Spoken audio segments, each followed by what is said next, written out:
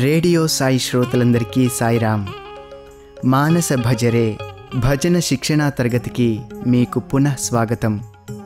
ఈరోజు మనం నేర్చుకోబోయే భజన కాళి కాళి మహాకాళి కపాలిని.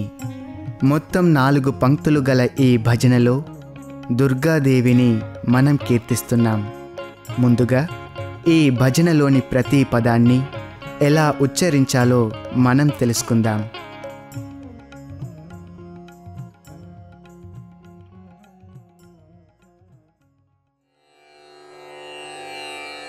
కాళి కాళి మహాకాళి కపాలిని దుర్గ దుర్గ దేవి దుర్గా భవాని. కాళి కాళి మహాకాళి కపాలిని మంగళ గౌరీ మాతా మహేశ్వరి రాజ రాజేశ్వరి లక్ష్మీ నారాయణి.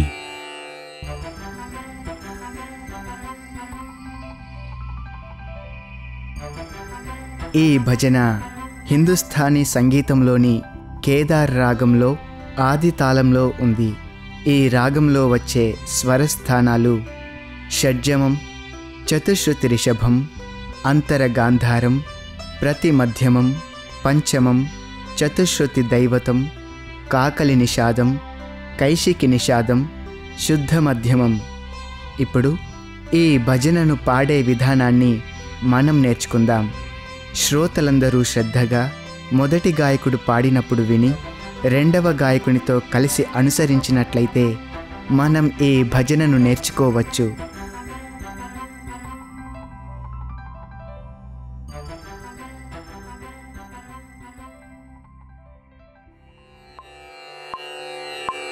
కాళి కాళి మహాకాళి కపాలిని కాళి కాళి మహాకాళి కపాలిని కాళి కాళి మహాకాళి కపాలిని కాళి కాళి మహాకాళి కపాలిని దుర్గా దుర్గా దేవి దుర్గా భవాని దుర్గా దుర్గా దేవి దుర్గా భవాని దుర్గా దుర్గా దేవి దుర్గా భవాని దుర్గా దుర్గా దేవి దుర్గా భవాని కాళి కాళి మహాకాళి కపాలిని కాళి కాళి మహాకాళి కపాలిని మంగళ గౌరీ మాతా మహేశ్వరి మంగళ గౌరీ మాతా మహేశ్వరి మంగళ గౌరీ మాతా మహేశ్వరి మంగళ గౌరీ మాతా మహేశ్వరి రాజ రాజేశ్వరి లక్ష్మీ నారాయణి రాజ రాజేశ్వరి లక్ష్మీ నారాయణి రాజ రాజేశ్వరి లక్ష్మీ నారాయణి రాజ రాజేశ్వరి లక్ష్మీ నారాయణి కాళి కాళి మహాకాళి కపాలిని.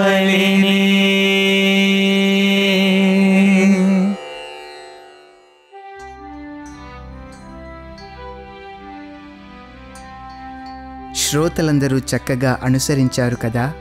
ఇక ఈ భజనలోని ఒక్కొక్క పంక్తిలో గల భావాన్ని మనం కొంత గమనిద్దాం. ఇందులోని మొదటి పంక్తి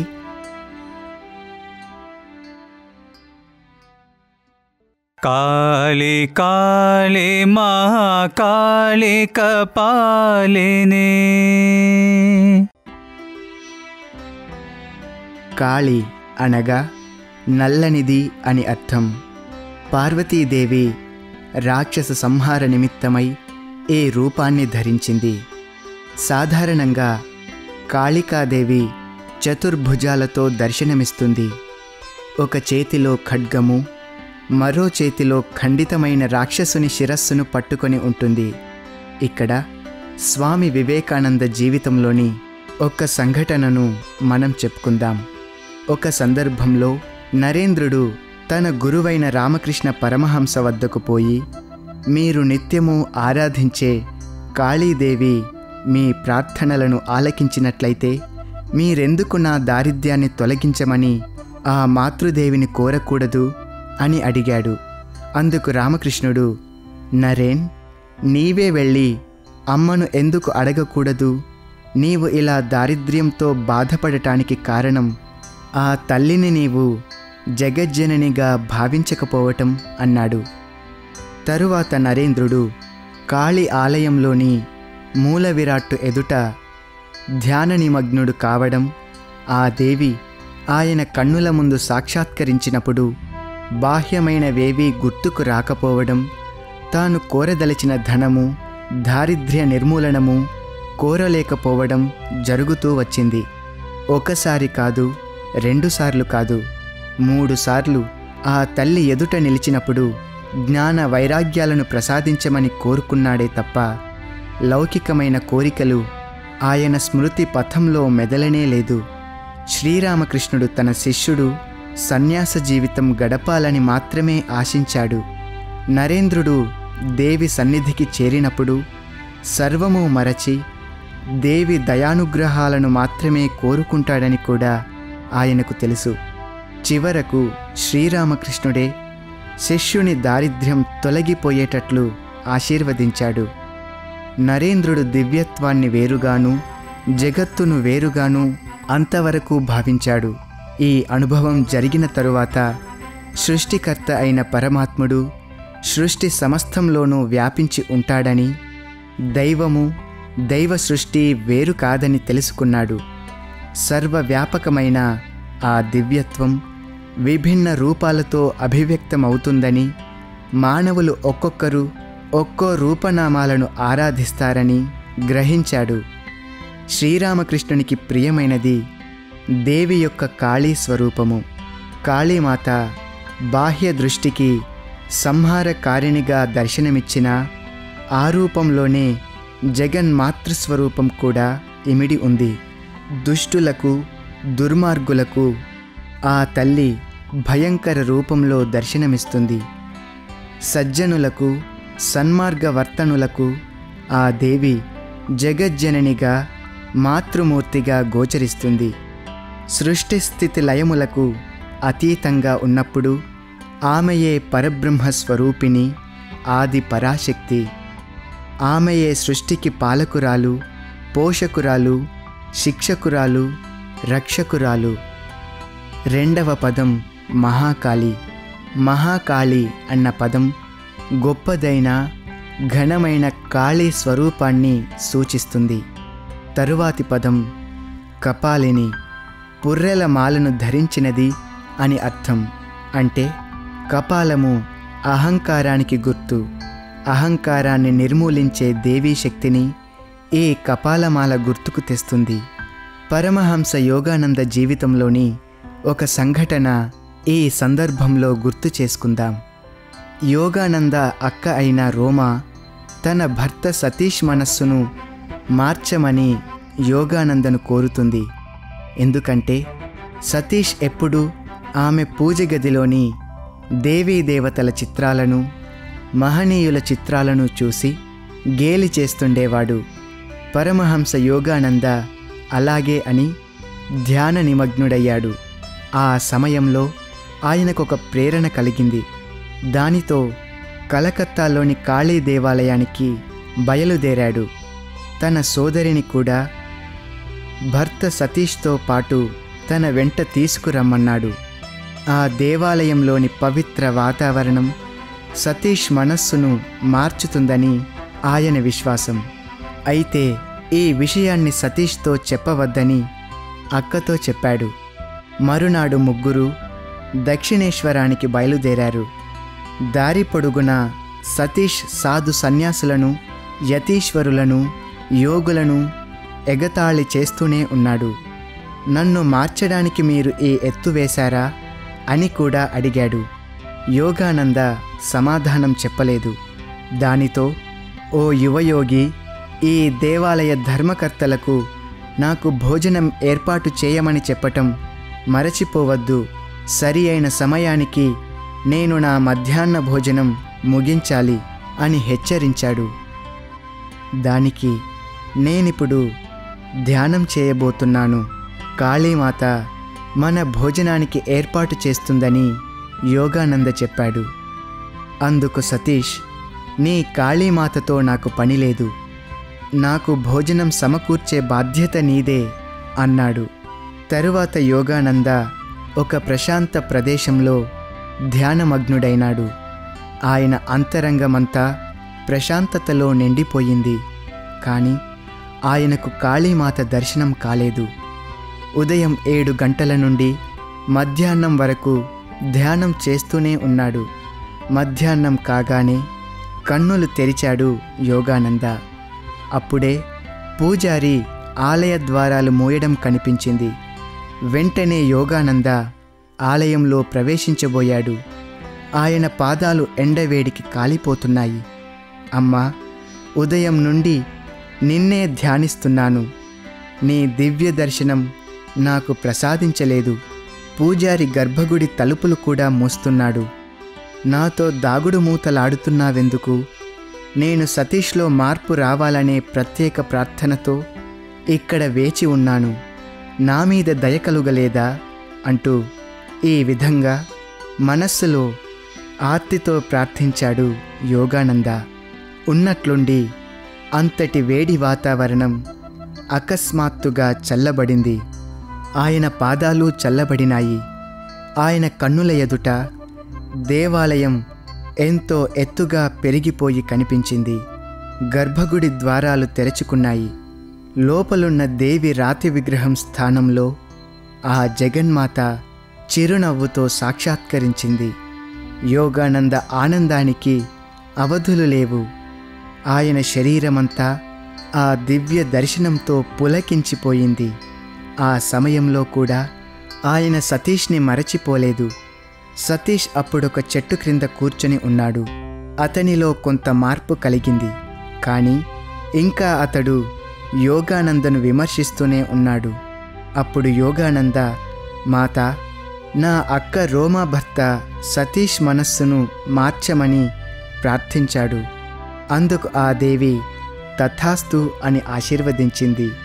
దానితో యోగానంద తన సంకల్పం నెరవేరినందుకు ఎంతో ఆనందించాడు. సతీష్ అప్పుడు యోగానంద దగ్గరకు పరుగెత్తి వచ్చాడు. అతడింకా పూర్తిగా మారలేదు. నా భోజనం ఏది? నీవింతవరకు ఆలయాధికారులకు మన భోజనం ఏర్పాటు చేయమని చెప్పలేదు. ఇప్పటికే ఆలస్యమయ్యింది. నువ్వు ఎందుకిలా చేశావు అన్నాడు కోపంగా. అందుకు యోగానంద చిరునవ్వుతో, ఆ కాళీమాత మనకు తప్పకుండా భోజనం పెడుతుంది, నీవేమీ కంగారు పడవద్దు అన్నాడు. అందుకు సతీష్ మితిమీరిన కోపంతో, నీవు నీ దేవీమాత ఇప్పుడు ఇక్కడ నాకు భోజనం పెట్టాలి అని గద్దించాడు. అతని మాటలు పూర్తి కాకుండానే పూజారి వచ్చి, మీరు ఉదయం నుండి ధ్యానంలో మునిగిపోయి ఉన్నారు, మీ ముఖంలో దివ్య తేజస్సును నేను దర్శించాను, మీకోసం ఆహారం సిద్ధంగా ఉంచాను, ముందుగా అడగకుండా ఎవరికీ భోజనం పెట్టటం ఆలయ సాంప్రదాయం కాదు, ఆలయ మర్యాదలను అతిక్రమించి అడగకుండానే మీకు భోజనం పెట్టాలన్న సంకల్పం నాకెందుకు కలిగిందో తెలియదు అన్నాడు. ఇది విన్న సతీష్కు ఆశ్చర్యంతో నోట మాట రాలేదు. ఆ తరువాత ముగ్గురు తృప్తిగా భోజనం చేశారు. తిరుగు ప్రయాణంలో సతీష్ ఏమీ మాట్లాడలేదు. మరునాడు యోగానంద తన సోదరి ఇంటికి వెళ్ళినప్పుడు తన భర్తను మార్చినందుకు, అక్క రోమా తనలో మార్పు కలిగించినందుకు సతీష్ కూడా యోగానందకు కృతజ్ఞతలు తెలిపారు. అంతవరకు తాను దేవతలను, మహనీయులను, యోగులను పరిహసించినందుకు సతీష్ ఎంతో పశ్చాత్తాపపడి అప్పటి నుండి ఆధ్యాత్మిక మార్గంలో అడుగుపెట్టాడు.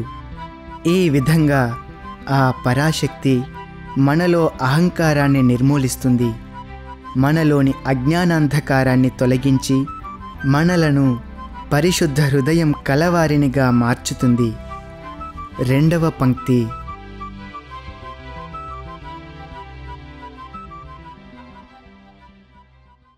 దుర్గా దుర్గా దేవి దుర్గా భవానీ.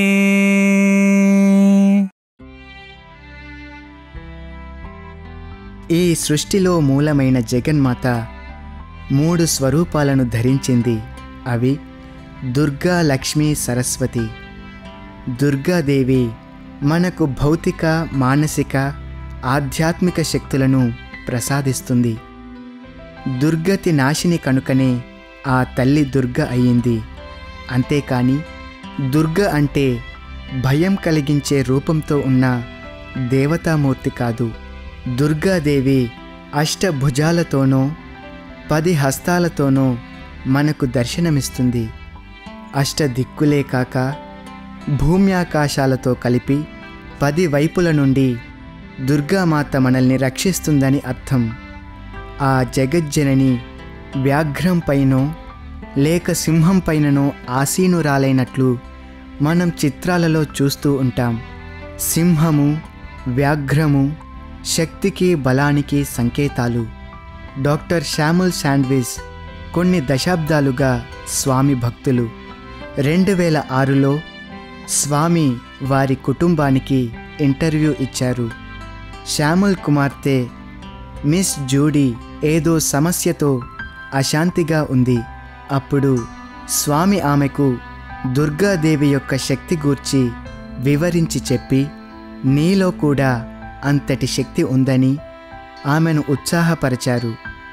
అంతేకాకుండా ఆమెకు దుర్గాదేవి లాకెట్టు, గొలుసు సృష్టించి ఇచ్చారు. దానిని ధరించిన తరువాత ఆమెలో అనంతమైన శక్తి ప్రవేశించినట్లయింది. ఇంతవరకు నేను అనుభవిస్తున్న ఆవేదనను, అశాంతిని తొలగించి స్వామి నాకు ఎంతో బలాన్ని సమకూర్చారు అన్నది మిస్ జూడీ. దేవి అనగా దేవత అని అర్థం. దివ్ అనే ధాతువు నుండి ఏర్పడినది దేవీ పదం.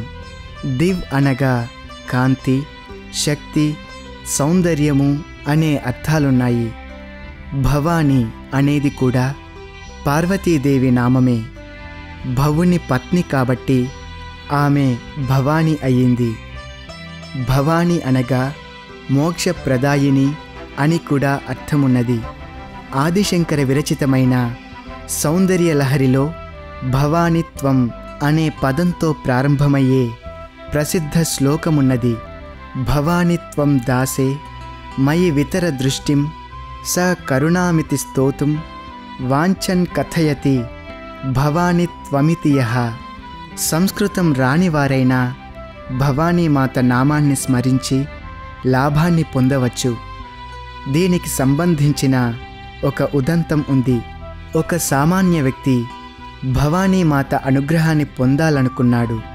ఒక పండితుడతనికి భవానిత్వమయి అని ప్రారంభమయ్యే మంత్రాన్ని జపించమని చెప్పాడు. ఆ వ్యక్తి దేవాలయానికి చేరుకునేటప్పటికీ పూర్తి మంత్రం మరచిపోయాడు. అతనికి 2 పదాలు గుర్తున్నాయి, భవానీ, త్వాం అని.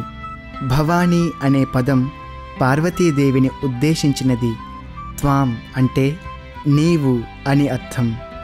దేవి అతని జపానికి దయతలచి భవ అంటే రూపొందుట అనే అర్థాన్ని గ్రహించి నేను నీవుగా రూపొందాలి అన్న ప్రార్థనకు ప్రతిఫలంగా అతనిని తనలో లీనం చేసుకున్నది. పరిపూర్ణ విశ్వాసంతో దేవి యొక్క దివ్యనామాన్ని స్మరించితే ఆ తల్లిలో లీనమయ్యే మహద్భాగ్యం అతనికి కలిగింది. ఏ విద్యాగంధము లేని పామరుడు కూడా దేవీ మంత్రాన్ని జపించి ఆ తల్లి అనుగ్రహానికి పాత్రుడైనాడు. 1965లో దసరా పండుగ రోజులలో ప్రశాంతి విద్వన్ మహాసభను స్వామి ప్రారంభించారు. 200 మంది పండితులు ఆ సభకు వచ్చారు.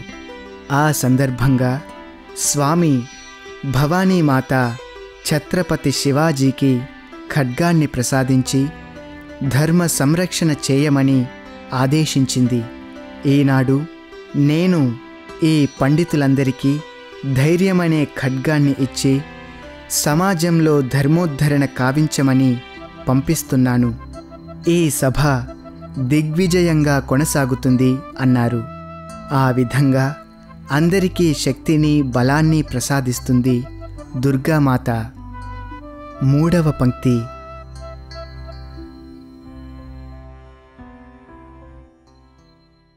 మంగళ గౌరీ మాతా మహేశ్వరీ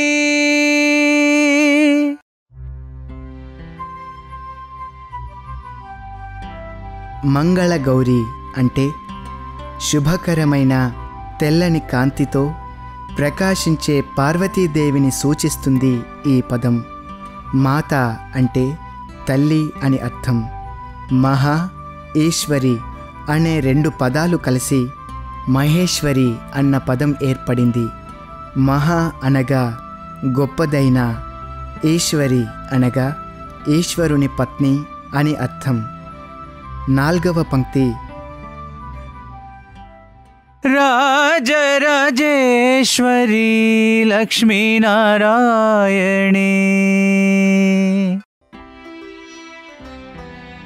రాజులకు రారాజులకు కూడా సామ్రాజ్ఞి అని అర్థం.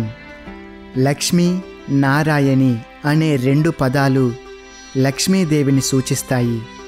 నారాయణి అనగా సర్వజీవులలోనూ నిండియున్న చైతన్య శక్తి అని కూడా అర్థం. లక్ష్మీదేవి మనకు అష్టైశ్వర్యాలను ప్రసాదిస్తుంది.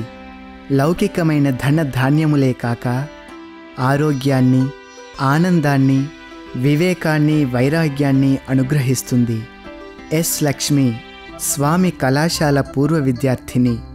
ఒక ఇంటర్వ్యూలో స్వామి లక్ష్మి అనే పదానికి అర్థం ఏమిటి అని ఆమెను అడిగారు.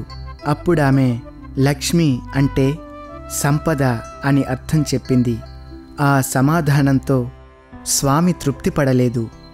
లక్ష్మ అనే ధాతువు నుండి లక్ష్మి అనే పదం ఏర్పడింది. అనుసరణ లేక అనుకరణ చేయటం అని ఆ మూల శబ్దానికి అర్థం. లక్ష్మీదేవి నారాయణుని ప్రతిరూపం. స్వామి చిత్రాన్ని ఎవరైనా కాపీ చేస్తే దాన్ని చూసిన వారు అది స్వామి చిత్రం అని చెప్తారు. అలాగే స్వామి అన్నారు, మీ జీవితం కూడా భగవంతుని ప్రతిరూపంగా రూపొందాలి. మిమ్మల్ని చూసి ఇతరులు దైవం యొక్క ఉనికిని గుర్తించగలగాలి. ఎట్టి పరిస్థితులలోనూ మీరు దైవ విశ్వాసాన్ని వీడకూడదు. మీరు దైవత్వానికి ప్రతిబింబాలుగా తయారు కావాలి. లక్ష్మీదేవిని మనం ప్రార్థించినప్పుడు ధనకనక వస్తువాహనాల కోసమే కాకుండా జ్ఞానాన్ని ప్రసాదించమని, మనల్ని చూచిన వారు కూడా దైవతత్వాన్ని దర్శించగలిగేటట్లు అనుగ్రహించమని కోరాలి. ఇందులోని ఈ భావాన్ని తెలుసుకున్నాక మరొక్కసారి ఈ భజనను పాడే విధానాన్ని మనం నేర్చుకుందాం.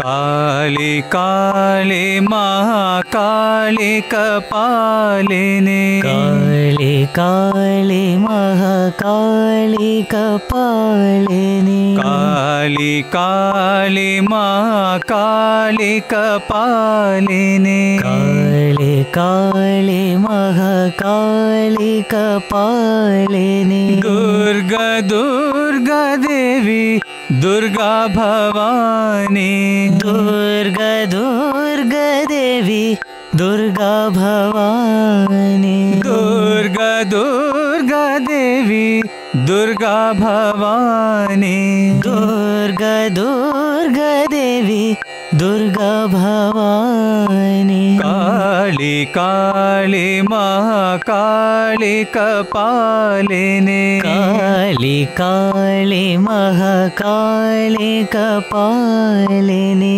मंगल गौरी माता मंगल गौरी माता महेश्वरी मंगल गौरी माता महेश्वरी मंगल गौरी माता महेश्वरी राजराजेश्वरी लक्ष्मी नारायणी राजराजेश्वरी लक्ष्मी नारायणी राजराजेश्वरी लक्ष्मी नारायणी राजराजेश्वरी लक्ष्मी नारायणी काली काली महाकाली कपालिनी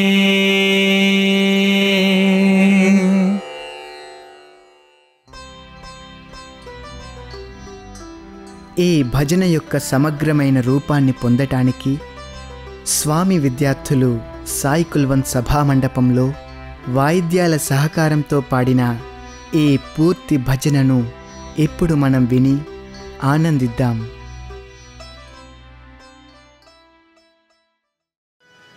काली काली महाकाली कपालिनी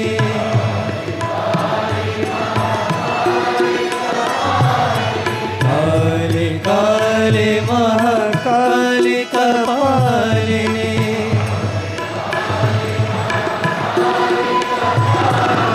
दुर्गा दुर्गा देवी दुर्गा भवानी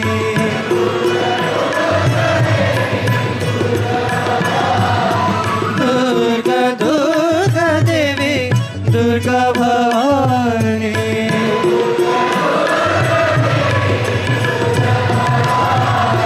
काली काली महाकाली कपालिनी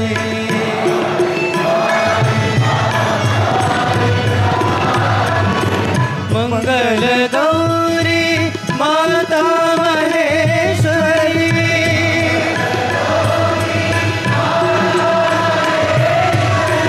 मंगल गौरी माता महेश्वरी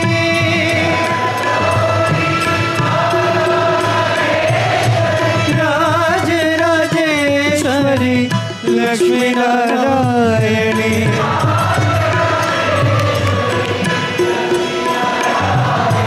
राज राजेश्वरी लक्ष्मी नारायणी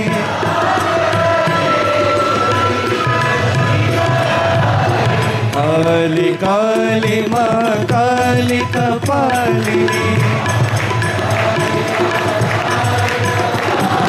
दुर्गा दुर्गा देवी दुर्गा भवानी काली काली महाकाली कपालिनी मंगल गौरी माता महेश्वरी राज राजेश्वरी लक्ष्मी नारायणी राज राजेश्वरी लक्ष्मी नारायणी काली काली महाकाली कपालिनी